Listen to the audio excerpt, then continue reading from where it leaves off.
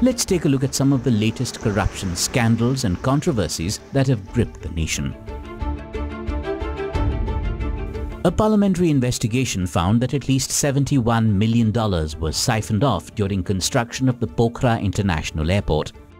The loans had come from China's Exim Bank, but instead of going into the airport project, much of the money disappeared through a web of politicians, government officers and contractors. The probe even recommended charges against senior officials. The scandal at PIA underscores broader challenges in Nepal's infrastructure development.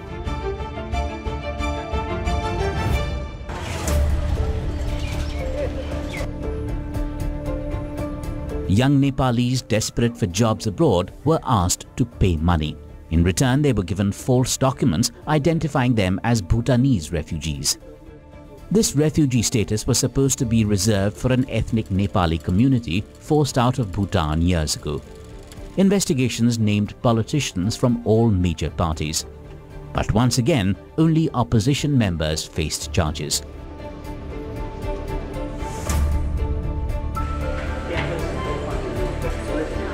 For ordinary Nepalis, this is the face of corruption. Public hospitals and schools are struggling to get enough funds. In the agriculture sector, farmers are facing acute shortages of fertilizers during the planting season.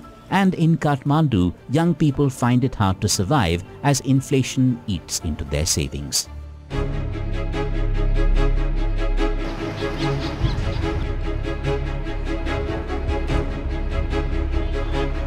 In a country where the biggest crisis is jobs and getting one is a huge task, most of the Gen Z population of Nepal relies on social media and content creation for income. Gen Z or Generation Z refers to people born between 1997 and 2012. They succeed the millennials and are known as digital natives because they've grown up with the internet and smartphones. Gen Z is succeeded by Generation Alpha or those born in or after 2010.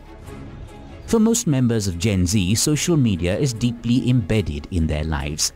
This is also significant considering the protests in Nepal were triggered by a social media ban before it snowballed into an anti-corruption movement. According to the Nepal Living Standards Survey published by the National Statistics Office, the unemployment rate in 2024 was 12.6%. This is more than a point higher than it was 5 years earlier. These figures don't show the entire picture. They represent only participants in the formal economy, leaving out the majority of Nepalis who work without officially reported jobs, mostly in farming. Unemployment is heavily concentrated among younger adults who hope for real jobs.